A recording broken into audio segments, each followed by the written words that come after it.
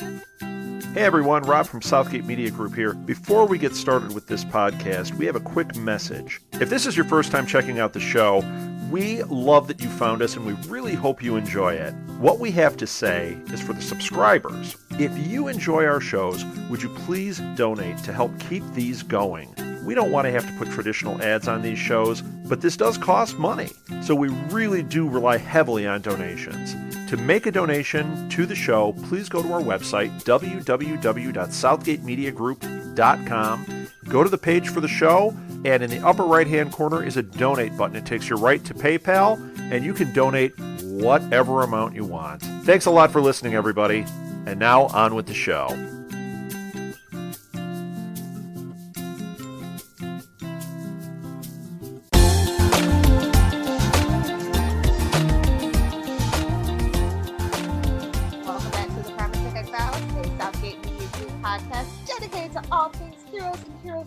Related issues.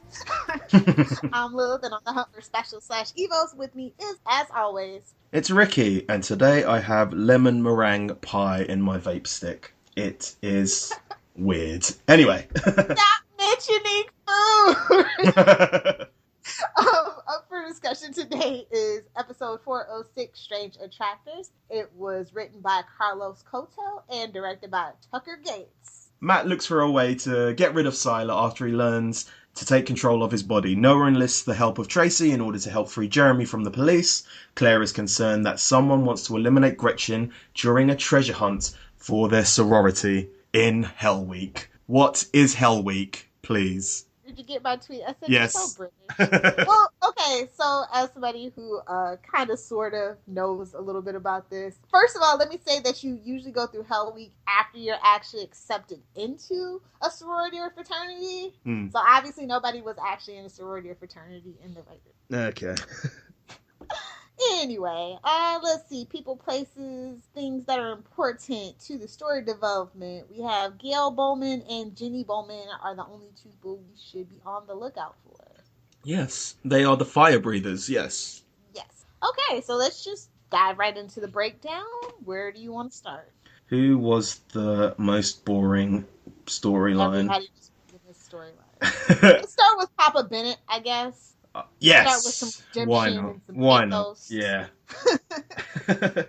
All I've got in my notes is like 3 things. I've got emo Jeremy, Tracy trying to be like Claire Counselor, only not as good, and small town sensibilities. And I remember thinking about this when I first watched it. Like, I put up the tweets of basically when I first started watching Heroes, I was on my RPG board, and instead of live tweeting, I would write my thoughts as I watched it. So essentially I was live tweeting, but just on this board. And I remember thinking about the small town sensibilities, because I think I was at uni at the time and we were doing like small town America as like a course.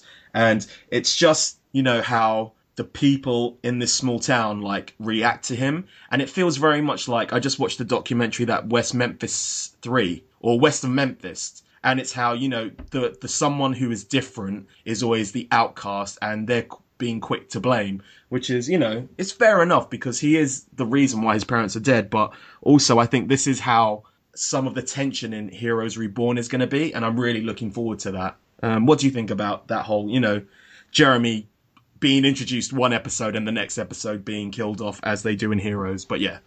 I was going to say, #heroes. Yes. If you're not a main star. But no, I really actually like the character of Jeremy. I thought he would have been an awesome kind of, since Sylar got Luke, I thought that maybe they were actually going to give HRG a sidekick. Yeah. And that would have been very interesting, especially like when you take into the connotations of that Jeremy is a healer, but he can also like bring death. And that was in and of itself fun. Way better than Tracy, just saying. But I think that his death, if they would have actually let it mean something, would have been great. That's kind of like, unfortunately, they didn't do that. Definitely. I also think it's very interesting that he's got this connection to Jeremy. Obviously, you know, his daughter can't die, and at the same time, it's kind of linked to kind of Jeremy at the same time. Like, Jeremy could be there to, obviously, if they had gone on this little side quest, or it had been like the Jeremy and Noah show, I think it would have been very interesting because obviously, you know, at the whole time, like whenever he was injured, he would have like a reason to be healed. So at the same time, you know, if that had happened, it would have taken most of the drama out of the show. But I also thought that they sparked off each other really well. But the whole way through this episode, it just seemed like he was basically the Maya of this episode in the fact that he was always like crying, or he had the really big puppy dog eyes, and they were always on the verge of tears throughout the whole thing. But what did you think about Tracy trying to counsel him in the Claire kind of vein? It was an epic fail, Yes. but like I thought that they were trying to make this like I thought they were actually gonna go here and have HRG basically have like a second family, and these two people have powers too, and he was gonna be the counselor and help them, you know, have a normal life that he could never really give to Claire. Not that would have been, because as I thought about season 4 in retrospect, it really was bringing like these redemption and conclusion arcs, even though they actually technically didn't know at the time that this was going to be their last season. I saw them working towards that and to a totally new jumping off point of what happened at the end of season 4. So while this was going on in these 2 episodes right up until Jeremy died, I really thought they were going to kind of do that for HRG. Yeah, and I like the fact that you brought up, you know, they would be like a second family to him, because obviously he wouldn't make the same mistakes as he previously would with Claire, like, you know, keeping everything a secret. I think he would have been out more in the open about what's going on with Jeremy. And they would have been a kick-butt team taking down, like, the out-of-control specials, too. Yeah, well... The Fantastic Four -1. Only all, blonde hair and blue-eyed, essentially, really, isn't it? So they are pretty much the complete opposite of the Sanderses is Fantastic Four. So, yes. So, in hindsight, like, the story is quite... I thought it was quite powerful, like, you know, the whole kind of, you know, him being outcast and him being instantly blamed, and that whole kind of mob culture that happened at the end of it. And yeah, I can really see this being pushed in Heroes Reborn, and I think that this is where it's kind of going to go. You know, people are being hunted and people are being killed, and we already know some of this to be true. So yeah, I'm really it's made me like really look forward to Heroes Reborn. So. Dude, Jeremy's death was so brutal, though. Like, yeah. I was like, and you know, they do actually, like, in Texas, like, there's always, like, every so often a case like that, somebody getting dragged behind, like, a semi-truck or a truck or something like that actually does happen. And, like, in Mississippi and Alabama, too. So it's just kind of was like, ooh, different equals bad. Exactly. I'm like, yeah, there are still places like that, but at the same time, I'm just like, you guys live in LA. Stop it. It's the biggest cesspool ever. No offense to people who live in Los Angeles. So I guess we should move on. I'm going to quickly move on to Samuel, because a small couple of things happened in this episode which kind of hints towards the future of his character. So he's talking at one point, I believe, to Tracy or someone, and he says, you know, every time I take someone else in, I feel that little bit more power, which is obviously a hint towards, you know, what happens in the next couple of episodes. If you haven't seen it, I'm not going to spoil it. And he also says that, you know, he doesn't want to hide. And watching this, I realized that, you know, they're kind of not hiding, because if you're at a carnival, you've always going to have that kind of wow factor, and people can't. But it's like the vampires from Interview with a Vampire, where they're out in the open doing what they do, but it's cloaked in this like illusion, and they get off on it in a sense. Definitely. So yeah, I really, you know, the carnival could have been so much better. I just think we should have spent a bit more time with these characters and kind of get to know them, apart from, you know, the holy trinity of the carnival. It's the only way I can really talk to them about it. Yeah. But, you know, all we got was the graphic novels and the webisodes, which were pretty much just dedicated to the carnival. But I don't know how many of the properly mainstream public were actually looking at those. So, yeah. At that point, not a lot. Exactly. And then obviously he's offering places in his quote unquote family to the lost, which is obviously, you know, Jeremy and Tracy. And the ending, his final scene is, you know, him killing humans, but at the same time, you know, he's killing humans, and he's done it before, you know, with the people in his old house. And it doesn't necessarily make him a bad guy at this moment. He's still kind of morally grey at best, because before he makes the sinkhole in the police station. Obviously, the two guys who were at fault for Jeremy dying, we made sure that they walked in there, and that's why he was doing it. So, yeah. They channel a lot of Magneto into him, and Definitely. I think that's probably why I can relate so well with him and understand his motivations. And yeah, it's a little over the top, but I totally like understand, and it gave him like sympathy, but not the same way that they were trying and failing with Sylar at the same time. Like I totally understood why he was doing it, and yes, he's a sick, twisted Robin Hood, if you will. Yeah, that's a very, very good description. So we'll move on to Claire and Gretchen, I guess, next, because let's say that because that actually ties back into Samuel in a little bit. Okay. So let's just talk about Matt and Sylar's consciousness. I guess I don't even know his soul. Isn't that basically what's in his head? Is Sylar's soul? Yeah, his soul / persona. I'm thinking of it as in like the kind of Sylar part of him, and as opposed to I see like Cy Nathan as like the Gabriel Grey and Nathan mixed together, whereas this kind of split in his personality, which is the Sylar persona, that's the part that's inside Parkman. But it wouldn't be Heroes without a #rapey kind of thing, which starts off with obviously Sylar. Well, Janice having unbeknownst sex with Sylar, and I like the fact that they're still pushing the Matt's kind of lack of self-confidence, and that's something that Sylar's always easy to use to kind of not manipulate him, but like goad him into like trying to use his powers. Yeah. I don't know what their obsession with being #rapey is, but it's kind of disconcerting for me, and I hope that changes because they have a lot of female characters in Heroes Reborn, and they all look pretty BAMF, but if they're just like crying and depending on a man, I'm gonna have an issue. I have seen quite a few there are quite a few female writers in the writing room as well, so hopefully, That usually doesn't mean anything. I mean, #TBD, Vampire Diaries. Okay. Oh. Anyway, yeah, I actually liked this part, like not the rapey part, but like Matt and Sylar going at it, and they're having this like it's gonna come to a head, and you're like, how is this gonna like end? And it's like, Matt, are you gonna kill yourself for the greater good? Or yeah, y'all know I love Parkman, but at this point in the series, I'm just like, really, dude, do we really need you? Yeah.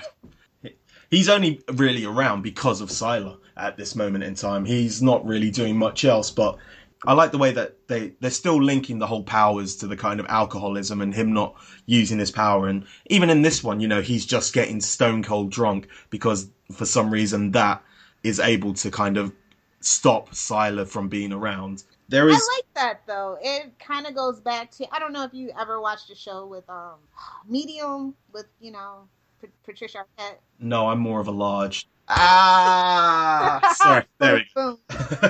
Yes. No, so she's a psychic, and when she was younger, she ran away from her powers, and how she did that was to be drunk and to be inebriated, and it gets, kind of dulls it, a physical thing to leave you alone. And so I kind of like that tradition that they had with Matt, only it was a trap. Yes. There was an interesting part of it where, like, when Sylar's kind of, drunk talking back to him, he says, why are you so weak? Why will you not use your powers? And it just reminded me of Brian Davis and how Sylar dealt with Brian Davis, because that's how he was originally. He wanted to take the powers of people who didn't want them. He also just wanted to collect powers, but a main part of it was like he felt like these people didn't deserve it, and I think seems like they were trying to get back to original Sylar, but at the same time not. So yeah. Well, like I said initially, I thought that the reason why Sylar was so easily able to manipulate and work him was because he hadn't been using his powers, because he had thought that he did this great horror by making Sylar believe that he was Nathan. And I almost felt that this storyline was going to end that Sylar wasn't even really there, that it was all just a manifestation of his anxieties or something. Yeah, maybe. And it could have just like how they explained Nikki and Jessica, the whole kind of fracture split was something terrible had happened and it had caused a fracture, and that's why he was seeing Sylar. Maybe, yeah. And they also kind of did pay homage to Jessica and Nikki in this episode when Sylar eventually takes over. So yeah. Yeah. So that's what I was really thinking. I didn't actually think they were gonna bring like the actual like Sylar back. Yeah, but we've been there, done that. Exactly, and at this point, this is in 6 episodes. We have had 3 versions of Sylar. We have had Nathan Sylar with Nathan, with Nathan at the forefront. We've got actual Nathan with Gabriel at the forefront, and now we've got Parklar is the only thing I can kind of say. Parklar, like parkour. But yeah. Yeah, it was getting to be a bit much. So something has to give at this point in terms of Sylar, and it don't give me what I've already seen. I don't want the old Sylar anymore. Or at least that's what I thought. What ended up happening, I was like, no, you can give me the old Sylar, but at this point I was like, well, yeah, some one of these 3 things have to break. What's it gonna be? Definitely. Cool. So, Claire Gretchen, Bergnet. Fletching. Screw it. Yeah, okay, so we kind of start with Claire and Gretchen. They have this awkward kiss, and now they're kind of dealing with that fallout, and it's like, does that make Claire a lesbian? Does that make her bisexual? We also talk about her indestructible hymen. Oh, yeah. This episode, when it comes to Claire, is a mess for a lot of it. And so, like, just when they're getting, like, comfortable, people break into the room. Claire freaks out, kicks somebody, and they're like, hey, we're just trying to kidnap you for Hell Week. But it's funny because Claire's talking about, how much she's always wanted this kind of normal life, and she doesn't want to mess it up with, quote unquote, being with Gretchen. She likes having the friendship of Gretchen. But at the same time, she can never really have a normal life because, there's always these extraordinary developments going on around her. Like, just even these people coming in and, trying to take them for Hell Week. She goes straight to, into Claire mode and just, trying to destroy. And she's always got that paranoia about her. Like, say no one was following her, she's always going to be paranoid about something. Like, say there wasn't an invisible girl, Becky, and that thing did move, she's always going to be, oh well, there's someone here. And so yeah, she can never really have a normal life, in my eyes anyway. Yeah, because she was suspicious of her roommate, who was too damn exactly. Had her life, which I would have been really suspicious of a college freshman like that too. I'm just saying. Fair enough. But I don't know, this whole thing where they get like locked in the trunk and they go through that creepy slaughterhouse, and those other 2 girls, which, hey, shout out to you, Candace Patton. I totally forgot she was in this one while I was watching. I was like, oh yeah, there's Iris. Hey girls, before you got your thesis. It took me ages to even notice that it was her. It was like, yeah, much like someone had watched a lot of horror movies in the beginning of season 3. So they had obviously watched a lot more horror movies over the summer break, and they were like, come on, let's get some. Hills Have Eyes, and Texas Chainsaw Massacre, and Wrong Turn written all as a person who loves horror. I totally exactly. But yeah, so they got that kind of romance / horror cliche kind of stuff going on. It wasn't really much to that, I think, but yeah. So Becky finally gets revealed. Yes. And Claire gets outed, but she fakes it. And she's like, oh, they must have poisoned our water, which was actually really smart on her part. I suppose. I've got issues with that, but I guess we'll really talk about that when it comes to the actual episode. I'm just saying they should have let Gretchen die at that point. They should have let a lot of people die during this course of the season, but, whatever. Let's go on to the recap, yeah. Favorite character? I'm looking and I'm thinking and I'm looking and I'm thinking, and I'm gonna probably just go with Jeremy. I felt really bad when he died, unlike, most of the randoms, that the red shirts that die in Heroes or whatever. Yeah. I really wanted it to be a thing. I thought that was a really big misstep for that not to be a thing. And I didn't like the fact that they used it to kind of set Samuel off. Yeah, I wanted to go with Jeremy because I really liked him as a character, but at the same time I didn't like the way that he just kind of let go at the end of it. I thought, but maybe that's just me. Well, his parents were dead, and it was kind of hopeless, and, all he's known is his small town life, and he has this really amazing, yet, a power that's a curse and a blessing. Yes. That's a lot for a teenage kid. Mm. Okay, so we'll move on to interactions. Who is your favorite interaction in this episode? Hands down, Matt and Sylar. I concur. They're the most interesting thing about this episode, and they weren't even really that interesting. I tweeted about it, so I just thought I'd bring it up in the podcast. Obviously, when Parkman's drinking at one point, he says, let's see how you handle the heavy artillery. And in a lot of the Heroes Reborn kind of interviews that he's given with Jack Coleman, they talk about the scene that they're going with. And, obviously who he's working for, they bring out the heavy artillery, which is Matt Parkman. So I thought that was a nice little... Obviously, it's a callback in Heroes Reborn, but I completely forgot about it. So, yeah, it's just something that came off the cuff, I'm assuming. So, yeah. Yeah, they probably didn't even write that. It was probably just them two goofing around. Best scene? I'm probably going to go for the moment when Sylar takes over. Because, you kind of... That whole little scene, even though, I have issues with, Janice knows that Parkman has these powers. Why is she bringing like a normie or a human, like even though he's only his Alcoholic Anonymous sponsor or whatnot, to come and help her? She should know to stay away. But yeah, I like that scene where he kind of comes into furore and he kind of walks with that. Parkman or Greg walks with he walks with a different kind of confidence, something that Matt Parkman's kind of been lacking for most of the kind of run. So yeah, how about you? I'm going to say I actually really dug Samuel kind of putting the sheriff's office in a hole and destroying it. The pure anger and rawness of it, like, that was a good choice how to end the episode, I thought. And the slow-mo walk away, obviously. Yes. Classic. So, how about lines? What is your favourite line? Deputy Gill talking about the journal they found or whatever, or the music he's listening to, and he quotes, "I feel the darkness surrounding me. I am the bringer of death." And then Noah just goes, "He's 17 years old. Half the songs in his iPod sound just like that." And I go, "Dude, my boyfriend's way older than that, and half the songs on iPod sound like that." I'm going to go with, geez, Claire, you don't have to go all Buffy on us. We're just kidnapping you. So, yes. What's your grade for this episode? Oh, this is a toughie. I was reading some old reviews, and like the only two places that I could really find there's still a line are like IGN and AV Club. So like AV Club gave it a D+, and then IGN gave it like a 7 out of 10, which is like a C. And I'm just like, yeah, I'm gonna go with AV Club. I'm giving it I'll give it a D+.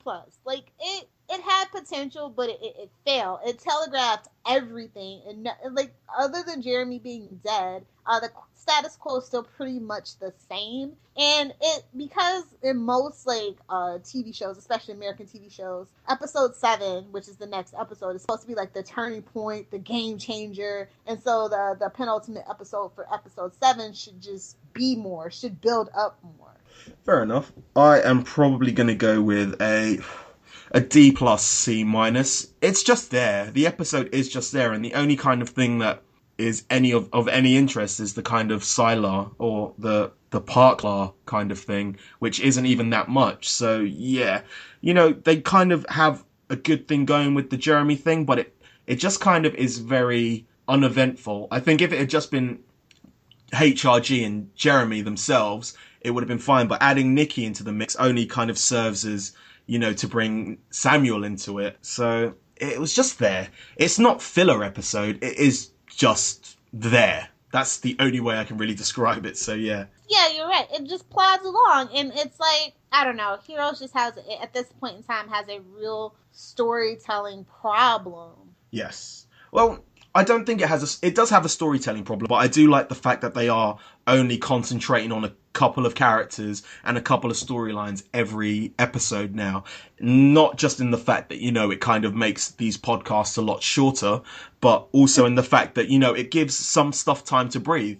If they have all the right elements working, it will be a really good episode. But when none of the elements kind of work at all or fail, it makes the episode kind of just plod along. Like, if you take into account watching the pilot, you've got, about 6 different people and 6 different storylines all going on at the same time. And that works, and probably just because it's a pilot. But when you talk about this episode, which only really has 3 storylines, none of them work, and it just plods along. And you kind of waiting for the episode to finish. So, yeah. God, I really went off on one there, didn't I? Oh. It's okay. Well, then let's get to that listener feedback. Yes, the only thing I have are the live tweeters, and the following people were tweeting, retweeting, or faving during the episode. We have Shine Dye, him and Corey, and English Idiot 101. Thank you very much for joining. Awesome. Oh, also, there is something else I want to bring up. We had... don't bring up the Facebook comment. Come on. Well, you know. I got him mixed up with the other kid that looks just like him that's like 25. They all look alike. The British kids that are acting right now all look alike. I'm sorry. Fair enough. Freddie Highmore is who I thought that was. Okay. So I'm just going to bring up the name of the person so that, I said I'd bring it up. So okay, go ahead. They'll know what we were talking about. Danielle Gastineau. This is for you. No one else will know what we are talking about. But yes, you can find them on Twitter, Gaston1 Danielle. So yes, thank you for at least interacting with us on our Facebook. So yes. I was so embarrassed. I'm like, well, they all do look alike. I swear, there's another kid that looks like Robbie K. The kid from frickin' that Hugh Grant movie, Love Actually. They all look alike. I'm sorry. He's the one who's in the Hunger Games kind of ripoff, the Scorch Trials or whatever it is. Oh, the Maze Runner. Yes. Like that. Anyway. So moving on. Looks like it's time for some shameless plugs and self-promotion. We'll start with the show contact info. We here at Primatech Files love listener feedback. If you would like to get a hold of us, we have a ton of ways. You can email us via primatechfiles@gmail.com. You can leave us a private message or interact with our posts over on facebook.com/Primatech Files. We live tweet 2 episodes per week every Saturday starting at 11 a.m. Eastern Standard Time. For more information, be sure to follow us on Twitter at Primatech Files. You can also find us on Clamor, Tumblr, and YouTube by simply searching for Primatech Files. If you enjoy this podcast, be sure to rate, review, and subscribe to us on iTunes. What's that? You don't have an iTunes account? That's okay. We're on a lot of podcatcher services such as Stitcher and SoundCloud. All you have to do is search for, you guessed it, Primatech Files. We're also on Libsyn, and if you want to follow our RSS feed there, all you have to do is go to primatechfiles.libsyn.com and bookmark the site to stay up to date with this podcast. Libsyn is spelled Libsyn, just in case you were wondering. We look forward to interacting with you. If you love our podcast, be sure to check out Southgate Media Group's iTunes provider page to see a list of what other podcasts are hot and trending in our network.